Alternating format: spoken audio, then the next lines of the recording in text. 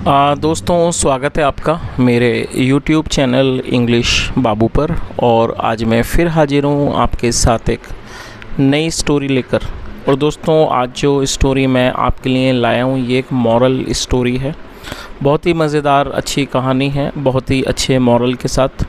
उसके अलावा दोस्तों, आज की इस स्टोरी में आपको कुछ नए इंग्लिश के वर्ड मीनिंग सीखने को मिलेंगे, उनकी करेक्ट प्रोनाउंसिएशन के बारे में पता चलेगा। और हमेशा की तरह जो इसका ग्रामर का पार्ट है उसे डिटेल में कवर करेंगे, तो एक एक स्ट्रक्चर को आप बड़ी आसानी से सीख पाएंगे। तो चलिए दोस्तों, आज की इस कहानी को हम शुरू करते हैं। और सबसे पहले कहानी का टाइटल देखते हैं। कहानी का टाइटल है द ओल्ड मैन्स सन। क्या अर्थ हुआ दोस्तों? यहाँ मैन के बाद एपिस्ट्रोफी एस है, जिसका अर्थ होता है का, की, के। जब हम किसी भी नाम के साथ कुछ जोड़ना चाहते हैं या किसी भी व्यक्ति के साथ कुछ जोड़ना चाहते हैं, तब हमें एपिस्ट्रोफी एस का यूज़ करना होता है। ओल्ड मैन का मतलब है बूढ़ा आदमी। द ओल्ड मैन्स सन का अर्थ हुआ बूढ़े आदमी का बेटा। तो दोस्तों, ये आज की इस कहानी का टाइटल है, शीर्षक है। और अब मैं इसे पढ़ना शुरू करता हूँ। आपसे रिक्वेस्ट है आप इस कहानी को बिल्कुल ध्यान से सुने। और यदि आज की कहानी में आपको कोई नया शब्द या फिर ग्रामर का नया स्ट्रक्चर मिले तो आप उसको ज़रूर नोट करें। और यदि कहानी पसंद आए तो लाइक भी ज़रूर करें। तो चलिए इसको शुरू करते हैं। Many years ago, an old man and his 30-year-old son boarded a train. क्या मतलब हुआ दोस्तों? ये जो वाक्य है ये एक पास्ट इंडेफिनिट का अफर्मेटिव वाक्य है। और जब हम पास्ट इंडेफिनिट में कोई अफर्मेटिव का सेंटेंस बनाते हैं तो वहाँ वर्ब की सेकंड फॉर्म का यूज़ किया जाता है। और दोस्तों, BOARD बोर्ड का मतलब होता है किसी ट्रेन में या फिर एरोप्लेन में सवार होना, और जो सेकंड फॉर्म है वो है बोर्डेड। तो आप इसे नोट कर लें। तो क्या अर्थ हुआ? मैनी ईयर्स अगो, मैनी मतलब कई साल पहले, एन ओल्ड मैन एक बूढ़ा आदमी, and his 30-year-old sun, his मतलब उसका और उसका 30 साल का बेटा, बोर्डेड अ ट्रेन एक ट्रेन में सवार हुए या ट्रेन में चढ़े। तो पूरी लाइन का क्या अर्थ निकला इस तरह से? कई साल पहले एक बूढ़ा आदमी और उसका बेटा एक ट्रेन में सवार हुए, या कह सकते हैं इसको एक ट्रेन में चढ़े। दे settled down on their reserved birth. दोस्तों, ये भी पास्ट इंडेफिनिट का वाक्य है जहाँ पर सेकंड फॉर्म लगाई जाती है। THEY, इसको दे पढ़ेंगे। दे का मतलब होता है वे या फिर वे लोग। जब सब्जेक्ट में एक से अधिक लोग शामिल होते हैं तो दे का यूज़ किया जाता है। और दोस्तों, ये एक प्लूरल नाउन है। SETTLE दोस्तों, सेटल का मतलब होता है किसी मुद्दे को सुलझाना, किसी चीज़ का किसी भी तरह का समाधान देना। उसके अलावा बैठने को भी, किसी जगह पर बैठ जाने को भी सेटल कहा जाता है, और ये सेकंड फॉर्म है। और दोस्तों, रिजर्व्ड का मतलब होता है आरक्षित। जैसे जब हम कहीं ट्रैवल करते हैं और जब हम अपनी रिजर्वेशन कराते हैं तो उसको रिजर्व्ड कहा जाता है, जो कि इसका मतलब है आरक्षित। और दोस्तों, ये जो रिजर्व्ड है इसे यहाँ पर एडजेक्टिव के तौर पर प्रयोग किया गया। ये रिजर्व की ये रिजर्व की ये एक वर्ब है जिसकी ये सेकंड फॉर्म है, उसके अलावा थर्ड फॉर्म है। उसके अलावा दोस्तों, ये एक एडजेक्टिव भी है। तो यहाँ इस शब्द को एक एडजेक्टिव के तौर पर प्रयोग किया गया है, क्योंकि ऐसे कई सारे शब्द होते हैं जो अपने आप में वर्ब होते हैं और उसके अलावा वो साथ में एडजेक्टिव भी होते हैं। तो क्या अर्थ हुआ? They settled down on their reserved berth, वे अपनी आरक्षित बर्थ पर बैठ गए। The sun took the seat on the window side and the old man sat beside him। क्या अर्थ हुआ? the son took the seat on the window side। दोस्तों, ये भी पूरा ही पास्ट इंडेफिनिट का अफर्मेटिव वाक्य है जहाँ पे सेकंड फॉर्म लगाई जाती है। टेक मतलब होता है लेना, second form took. the son took the seat, बेटे ने सीट ली, on the window side खिड़की की तरफ, and the old man sat beside him, और बूढ़ा आदमी बैठ गया। सिट मतलब बैठना, और सेकंड फॉर्म सैट, इसे नोट कर लीजिए, बैठ गया। बिसाइड हिम, बिसाइड मतलब साथ, उसके साथ। तो पूरी लाइन का क्या अर्थ हुआ कि बेटे ने खिड़की की तरफ की सीट ली और बूढ़ा आदमी उसके साथ बैठ गया। आगे देखिए। As the train moved out of the station and gained speed, the son was filled with lot of joy and curiosity. क्या अर्थ हुआ? As the train moved out of the station. दोस्तों मूव आउट का मतलब होता है बाहर निकलना, और ये पास्ट स्टोरी जो है पास्ट में है, वाक्य पास्ट इंडेफिनिट का है, तो यहाँ सेकंड फॉर्म लगाई गई है। As a train moved out of the station का अर्थ हुआ कि जैसे ही ट्रेन स्टेशन से बाहर निकली, एंड गेन्ड स्पीड, गेन का मतलब होता है हासिल करना, प्राप्त करना, और उसने गति प्राप्त की। The son was filled with lot of joy, जो बेटा था वो बहुत ज़्यादा खुशी से भर गया। एंड क्यूरियोसिटी, दोस्तों इसे आप ज़रूर नोट कर लें, CURIOSITY। दोस्तों क्यूरियोसिटी नाउन है जिसका अर्थ होता है जिज्ञासा, उत्सुकता। तो इस तरह से पूरी लाइन का क्या अर्थ निकला कि जैसे ही ट्रेन स्टेशन से बाहर निकली, एंड गेन्ड स्पीड, और उसने गति पकड़ी, the son was filled with a lot of joy and curiosity, बेटा बहुत ज़्यादा खुशी से और जिज्ञासा से, उत्सुकता से भर गया। He put out one hand through the open window. Put out मतलब बाहर रख देना, बाहर निकालना, और उसने अपना जो एक हाथ था थ्रू द ओपन विंडो, उसने खुली हुई जो खिड़की थी, ओपन विंडो थी, खुली खिड़की थी, उससे उसने बाहर रख दिया। And felt the passing air, और वो महसूस करने लगा था पासिंग एयर, गुजरती हुई हवा को। और दोस्तों इस चीज़ का मतलब समझ ही रहे होंगे, जब हम लोग भी ट्रैवल करते हैं ट्रेन वगैरह में तो कई बार बड़ा अच्छा लगता है बाहर का नज़ारा देखकर, और जब हम बहुत ज़्यादा उत्साहित होते हैं तो बाहर हाथ निकालते हैं और उस हवा को भी महसूस करते हैं। तो वैसे ही यहाँ पर भी बताया जा रहा है। आगे देखिए, the greenery outside held his eyes, और जो बाहर की जो हरियाली थी, ग्रीनरी में हरियाली, उसने उसकी जो निगाहें थी वो अपनी ओर खींच ली। होल्ड का मतलब पकड़ना, खींचना, सेकंड फॉर्म में हेल्ड। तो जो बाहर की जो हरियाली थी, the greenery outside held his eyes, उसने उसकी निगाहों को खींच लिया। He watched for a while and then shouted. Watch का मतलब किसी चीज़ को ध्यान से देखना, उसने थोड़ी देर ध्यान से देखा, एंड देन शाउटेड, और चिल्लाया, पापा सी, पापा देखो, all trees are going behind, सारे पेड़ पीछे जा रहे हैं। और दोस्तों इस चीज़ का मतलब आपको समझ ही आ रहा होगा, जब हम ट्रेन में ट्रैवल करते हैं तो, और जब हम बाहर देखते हैं तो जब ट्रेन स्पीड में होती है तब हमें अपने जो भी पेड़ वगैरह होते हैं वो सारे पीछे जाते हुए दिखते हैं।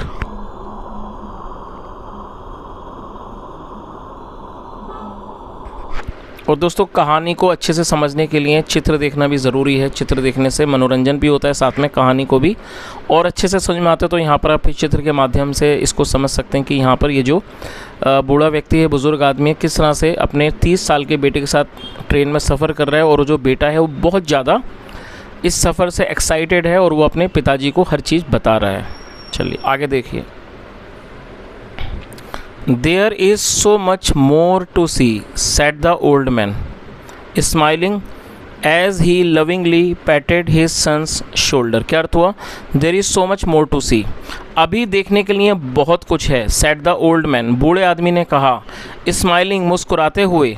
as he lovingly patted his son's shoulder, दोस्तों पैट का मतलब थपथपाना और ये सेकंड फॉर्म है, और उसने प्यार से मतलब अपने बेटे का लविंगली मतलब दोस्तों ये एडवर्ब है जिसका मतलब होता है प्यार से। एडवर्ब का मतलब होता है वर्ब की विशेषता को बताना। अपने बेटे की शोल्डर को मतलब कंधों को प्यार से थपथपाते हुए उसने कहा कि अभी देखने के लिए बहुत कुछ है। The son looked at his father, जो बेटा था उसने अपने पापा को, अपने पिता को देखा। And gave him a big green, और एक उसने बहुत बड़ी जो एक मुस्कुराहट दी। ग्रीन का मतलब एक बड़ी मुस्कुराहट, और ये गिव की सेकंड फॉर्म है। आगे देखिए। There was a couple sitting on the berth on the opposite side. दोस्तों कपल का मतलब होता है जोड़ा, जिसको दंपत्ति भी कहा जाता है।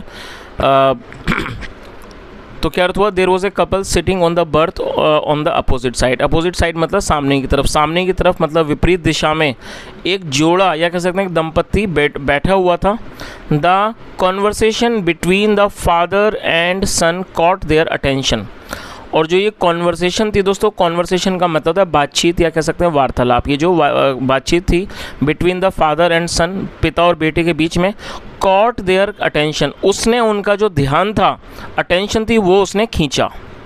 तो इस तरह से पूरी लाइन का क्या अर्थ हुआ कि पिता और बेटे की बीच की जो बातचीत थी उसने उनका ध्यान खींचा। तो दोस्तों इसको समझ रहे होंगे आप कि ये जो पिता बेटे की जोड़ी थी, इनके सामने एक जो जोड़ा बैठा था तो जो उनकी मतलब उन माँ पिता बेटे की बात को सुन रहा था और उनका ध्यान उनकी तरफ चला गया। They felt a little awkward, awkward का मतलब था अजीब लगना, और ये फील की सेकंड फॉर्म है। They felt a little awkward का मतलब उन्हें थोड़ा सा अजीब लगा। At the attitude of a young man, मतलब एक यंग मैन का, एक युवक का जो एटीट्यूड था, जो उसका व्यवहार था, वो उनको अजीब लगा। Behaving like a small child, जो एक छोटे बच्चे की तरह व्यवहार कर रहा है। बिहेव का मतलब था व्यवहार करना। आगे देखिए।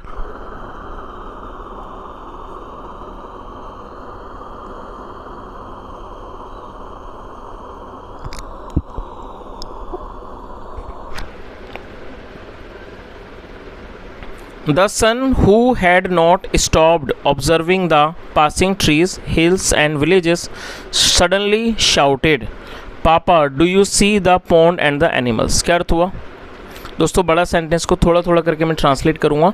The son who had not stopped observing the passing trees. दोस्तों हु एक रिलेटिव प्रोनाउन है, और जब हम किसी का रेफरेंस देते हैं तो रेफरेंस देने के लिए हु का यूज़ किया जाता है, और ये पास्ट परफेक्ट का सेंटेंस है। बेटा, who had not stopped observing passing trees, जिसने पासिंग ट्रीज मतलब कि जाते हुए पेड़ों को, पहाड़ों को और गांवों को देखना नहीं छोड़ा था। सडनली शाउटेड, अचानक चिल्लाया, पापा do you see the pond and the animals, पापा क्या तुम तालाब को, पॉन्ड मतलब तालाब, तालाब और उन जानवरों को देखते हो? यस, हाँ।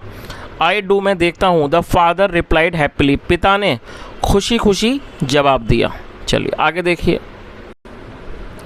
पापा लुक आउटसाइड, पापा बाहर देखो। The clouds are moving with our train. दोस्तों क्लाउड्स का मतलब होता है बादल, और ये जो सेंटेंस है ये प्रेजेंट कॉन्टिन्यूस का सेंटेंस है। प्रेजेंट कॉन्टिन्यूस मतलब रहा है, रहिए वाले वाक्य। ऐसे वाक्यों में इज एम आर के साथ वर्ब की फोर्थ फॉर्म लगाई जाती है। तो उसने क्या कहा? पापा लुक आउटसाइड, पापा बाहर देखो। The clouds are moving with our train, बादल हमारी ट्रेन के साथ चल रहे हैं। द सन शाउटेड अगेन, बेटा दोबारा चिल्लाया। The old man slowly bend forward. दोस्तों बैंड फॉरवर्ड का मतलब होता है झुकना। जो बूढ़ा आदमी था, स्लोली बैंड फॉरवर्ड, वो धीरे से आगे को झुका। To look out of the window, खिड़की से बाहर देखने के लिए। आगे देखिए। इंस्टेंटली इट स्टार्टेड रेनिंग, इस और दोस्तों ये भी पास्ट का ही वाक्य है। इंस्टेंटली मतलब तुरंत। इंस्टेंटली इट स्टार्टेड रेनिंग का अर्थ हुआ कि तुरंत बारिश होने लगी। The son had not withdrawn his hand. दोस्तों विड्रॉ का मतलब नीचे खींचना, निकालना होता है। थर्ड फॉर्म है विड्रॉन। विड्रॉ, विड्रू, विड्रॉन, तो ये थर्ड फॉर्म है। The son had not withdrawn his hand का अर्थ हुआ कि बेटे ने अपना हाथ पीछे नहीं खींचा था। Some rain drops fell on his hand. दोस्तों फॉल मतलब गिरना, और ये सेकंड फॉर्म है, पास्ट का ही वाक्य है। ड्रॉप्स का मतलब बूंदे। Some rain drops fell on his hand, कुछ बारिश की बूंदें उसके हाथ पर गिरी। And he was filled with excitement, और वो एक्साइटमेंट से मतलब उत्साह से भर गया। चलिए आगे देखिए। ही ऑलमोस्ट जम्प्ड एंड शाउटेड, और वो लगभग उछल गया। एंड शाउटेड, और चिल्लाया, पापा इट्स रेनिंग, पापा बारिश हो रही है। See my hand is wet. Wet मतलब दोस्तों गीला होता है, और ये सिंपल प्रेजेंट का सेंटेंस है। पापा इट्स रेनिंग, बारिश हो रही है। See my hand is wait, देखो मेरा हाथ गीला है, मेरा हाथ गीला हो गया है। चलिए आगे देखिए।